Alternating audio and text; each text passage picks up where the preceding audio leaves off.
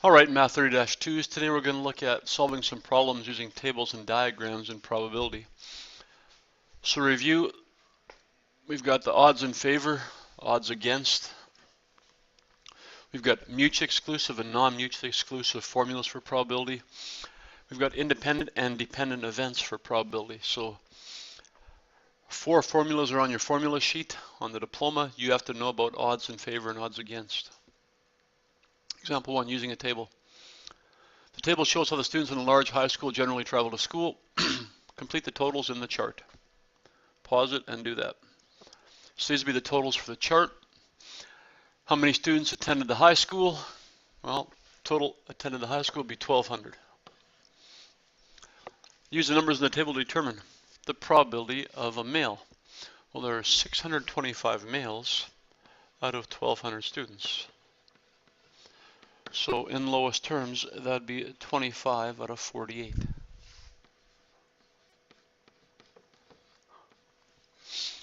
Probability of driving a car given that you're a male. So there are 625 males. Of those 625 males, 200 drive cars. All right. So 206 25ths in lowest terms would be 8 out of 25.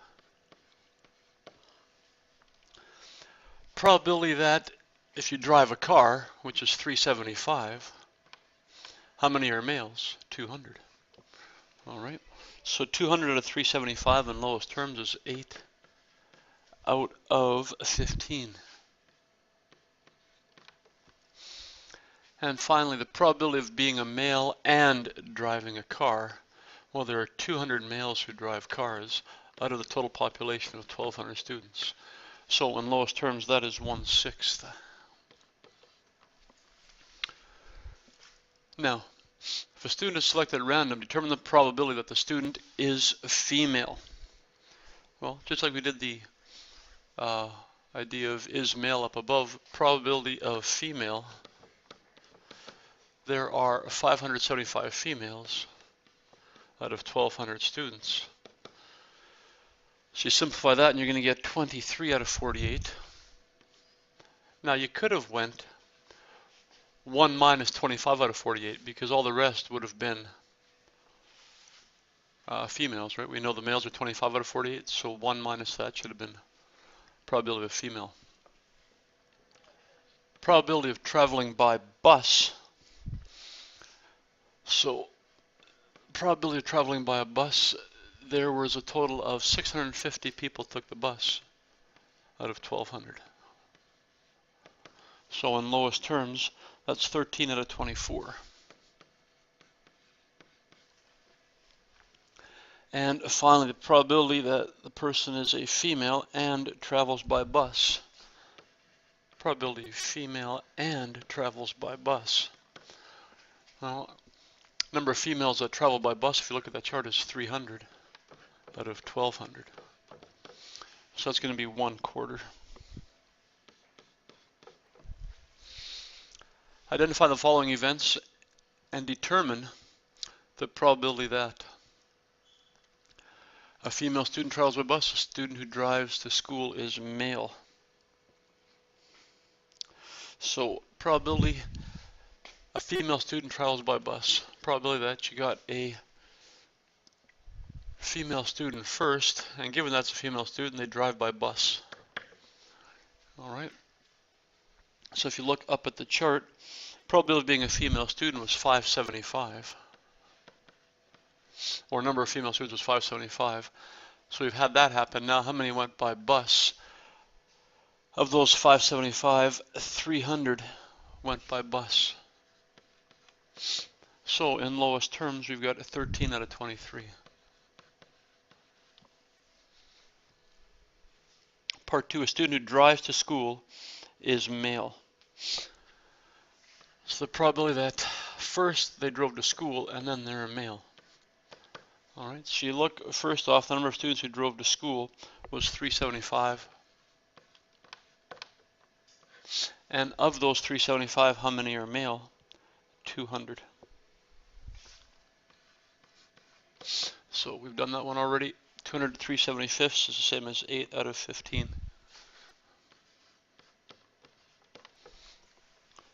And F. Are the events the student is female and the student travels by bus independent? Explain. Well, let's try and use our formula here. All right. Student is female and the student travels by bus. So we're talking about probability of student is female and travels by bus. We figured out that formula, or that value up here is 1/4. How do we know if they're independent? Well, we have to use our probability formula. Our probability formula states that if that's true, the probability of being a female times the probability of traveling by bus should equal the probability of a female traveling by bus and traveling by bus. So let's figure this out. Probability of being a female we figured to be 23 out of 48 times the probability of traveling by bus was 13 out of 24.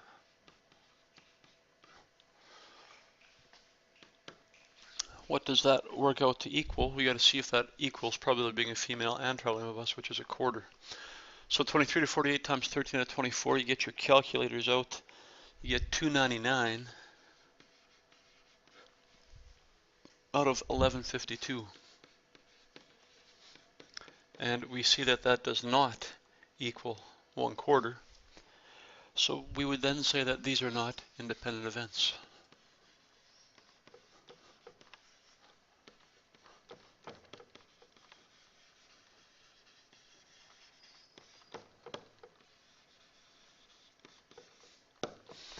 Okay, they don't satisfy our independent event formula for probability. They can't be independent events. Great. Let's look at example 2, top of the next page, using a tree diagram. Students were given the following problem to solve. The odds that Ava will pass math this semester is 4 to 1 in favor, and the odds that she will pass English this semester is 1 to 9 against. If these events are independent, underline that, they are independent. Determine the probability to the nearest hundredth that she will pass math and English, math and not English, math or English. A. Propose the odds in terms of probabilities. Express the odds in terms of probabilities. So, step 1, probability of passing math. Odds that she will pass math are 4 to 1 in favor. That's 4 favorable out of 5 possible. So her odds of passing math are 4/5. Her odds of passing English, probability of passing English, well, they're 1 to 9 against. So that means 1 bad out of 10 or 9 good out of 10. So her odds of passing English are 9/10. Step B, some of the students choose to use probability formulas to solve the problem. Show this method of solution below.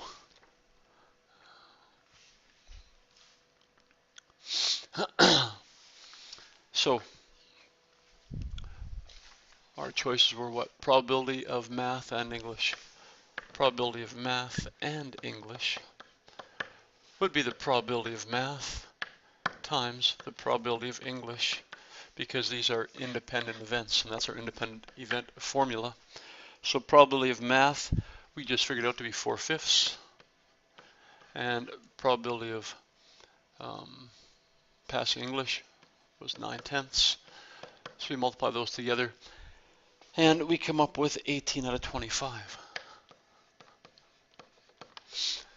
Part 2 is math and not English. Math and not English. So it's the same formula, probability of math times the probability of not English. So math was 4/5. Not English would be 1/10. So 4/5 times 1/10, that turns out to be 2/25. And finally, part 3 says math or English. Probability of math or English.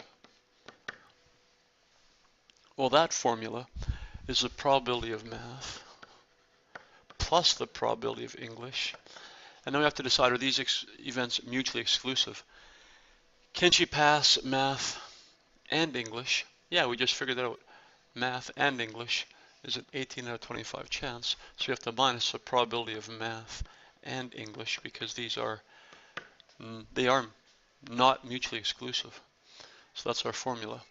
So the probability of math was 4/5 plus the probability of English was 9/10.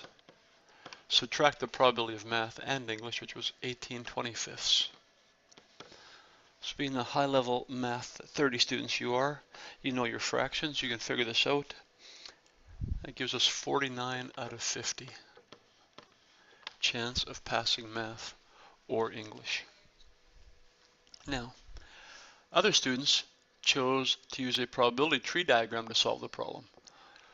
Part of the tree diagram is shown. Complete the tree diagram and determine the solution to the problem. So we can see how the tree diagram is working. Probability of passing math, not passing math then here should be 0.2. Probability of passing English is 0.9, not passing English would be 0.1. Same thing happens here then. If you don't pass math, you may pass English, which has a probability of 0.9, or you may not pass English, which has a probability of 0.1.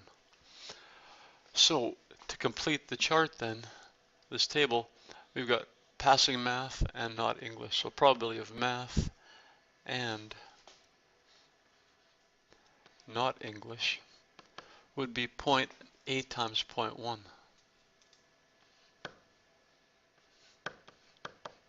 Which is 0.08. Probability of not passing math and passing English would be 0.2 times 0.9. I guess we'll use multiplication symbol, and that gives us 0.18. And finally, the probability of not passing math and not passing English would be 0.2 times 0.1, or 0.02. So now let's answer the questions. Part 1, if you read at the top, says, what's the probability of passing math and English? Well, math and English is right here. So that probability is 0.72. Part 2, what is the probability in part 2 of passing math and not English? Well, math and not English is right there, 0.08. And finally, the probability of passing math or English. Well, we've got the same form up here.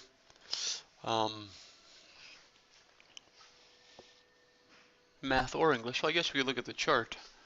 Math or English. So the only one we don't have is this one. So all these percentages here add up to 100%. Only this one doesn't have us passing math or English. This is failing both of them, this 0.02.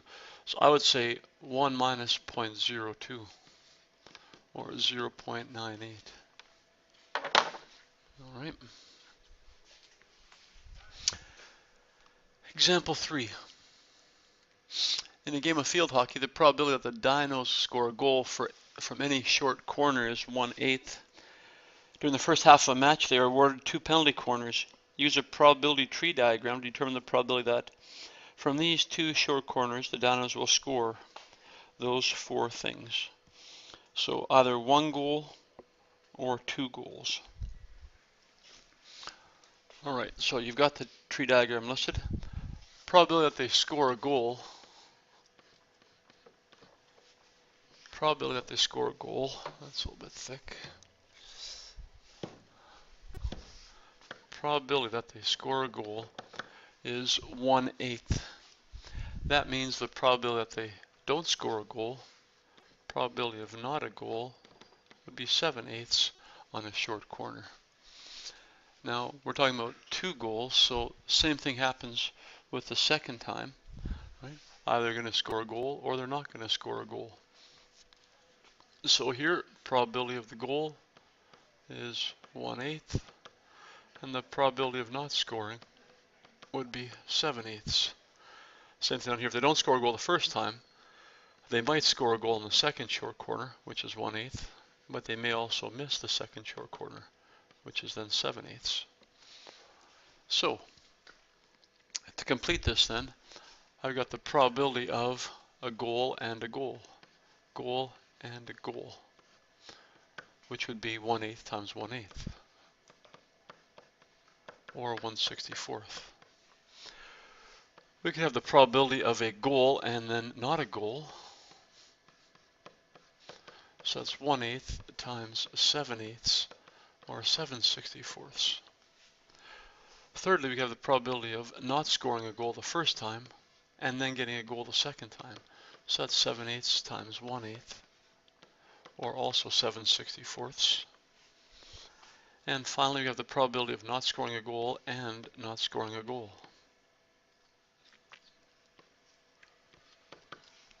which would be 7/8 times 7/8, or 49/64. So once again, if you add all of these up, we're going to get 64 to 64. Right, 49 and 1 is 50, and 7 and 7 is 64. So those percentages have to add up to 100%. Now let's complete the question. All right. Now they want to know what's the probability of 2 goals. Well, that's right here. A goal and a goal. That's 1/64. What's the probability of scoring 1 goal? Well, this is 2 goals, and here's no goal, so there's 1 goal and there's 1 goal. So we add those together.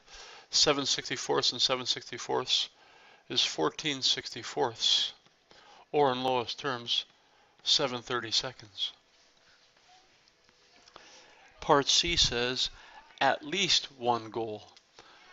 So that would be everything except not scoring 2 goals. So for this one, I might say that equals 1 minus 49 out of 64. So 1 minus 49 out of 64, that's going to be what, 15 out of 64? You bet. And finally, the probability of scoring no goals, well, that's right here, no goals, 49 out of 64. So once we have our probability tree diagram drawn, we can use that to answer probability questions.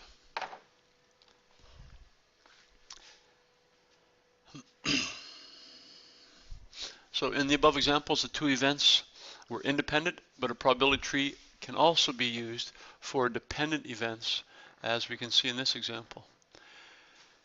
Use a probability tree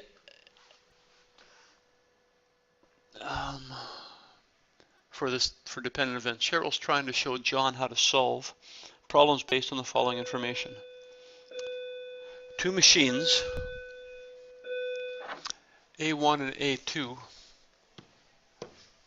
produce all the glass bottles made in a factory. The percentages of broken bottles produced by these machines are 5% and 8% respectively. Machine A produces 60% of the output. Cheryl suggests the following strategy. First, introduce some symbols to represent the information. Second, write the given probabilities in terms of symbols. And third, set up a probability tree diagram. So let's complete John's work, which is started below. A1, John represented as the bottle is from machine A1. A2, a bottle is from machine A2. And B, the bottle is broken.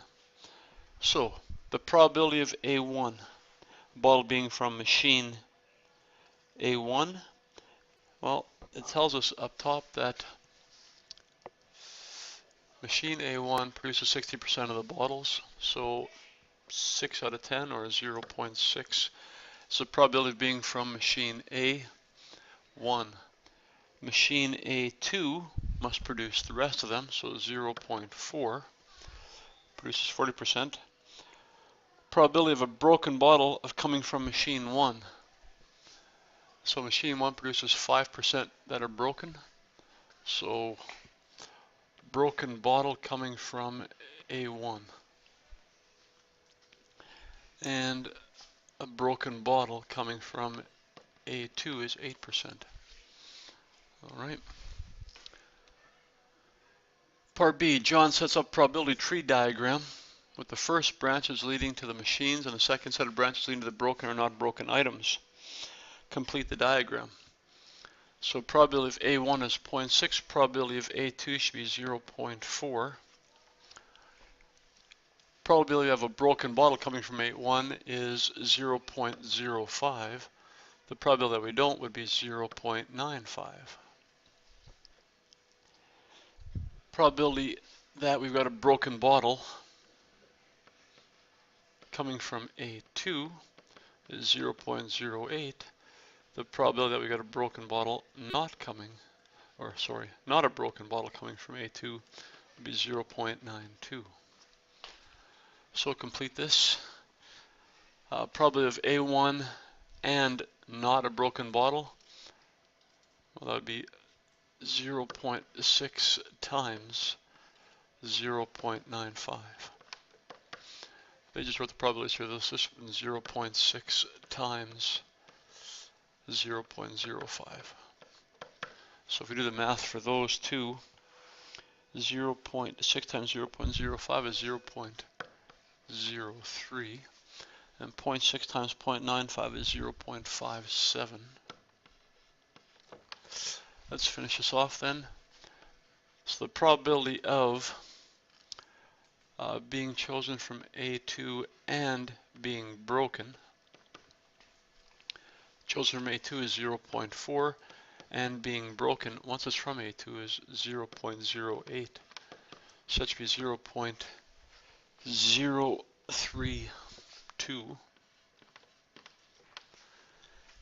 And finally, the probability of being coming from machine 2 and not being a broken bottle. 0.4 from machine 2 and 0.92. That is not a broken bottle, which is 0.368.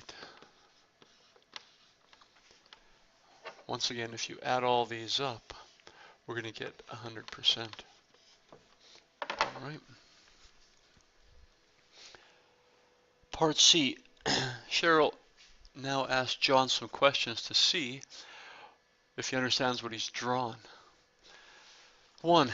If a bottle is chosen at random, determine the probability that it is a broken bottle produced by machine A.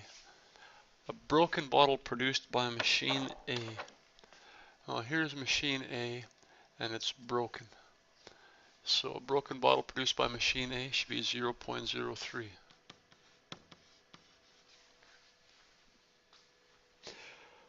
Which of the final outcomes in the diagram relates to the event a bottle is not broken? So right here a bottle is not broken, and right here a bottle is not broken. So which final outcomes? Probability of coming from A1 and not being a broken bottle, and the probability of coming from A2 and not being a broken bottle. Those two are the outcomes which relate to a bottle is not broken. And part 3, if a bottle is chosen at random, determine the probability that the bottle is not broken. All right, so the probability of it not being broken from machine 1 is 0.57. The probability of not being broken from machine 2 is 0.368. Because this is an OR, right, we have to add that. So 0.57 plus 0.368 gives us 0.938. Beautiful. Last example.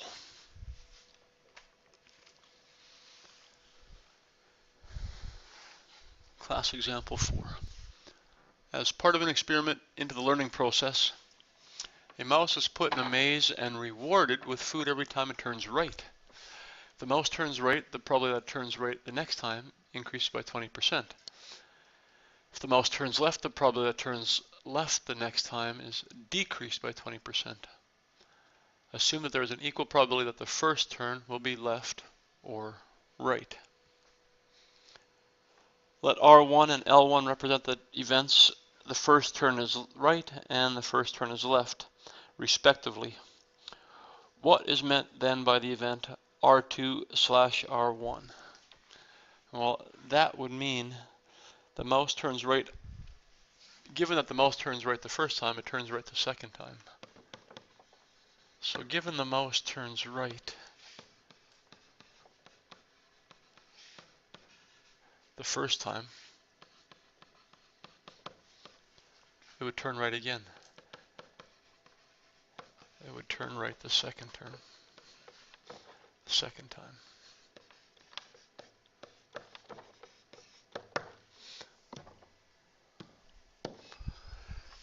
Determine, as an exact decimal, the probability of each event.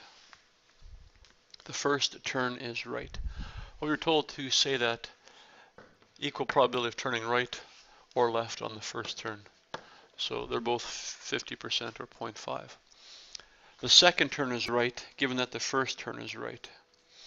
So if the first turn is right, that's 50%. And then the second turn, 20%, he's got a 20% chance of doing that again, so 0.2 times 0.5. So what would that be? 0.5 add 0.1. So he's got a 0.6 chance of turning right the second time. The second turn is left, given that the first turn is left. So the first turn is left, that's 50%. Now the second turn is left, so we're decreasing 20%. So we're not adding, we're actually going to decrease 20%. So 20% of 50% this time. So 0.5 minus 0.1.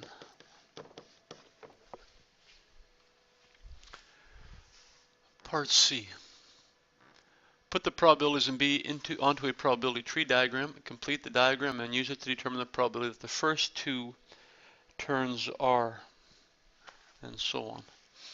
Alright, so I want you to try and complete the probability tree. Pause it and do that. Then you can restart it and see what that probability tree would look like. Alright. So this is almost a complete tree diagram. Alright. So 50-50 to turn right or left. We just figured out up above that 60% to turn right the second time and 40% to turn left the second time. Given that I turn right, 60% to go right again, that means it's 40% to go left the second time. And if I go left the first time, it's 40% chance to go left the second time. That means it's a 60% chance to go right the second time. So finish off the probabilities. I've got right 1 and right 2.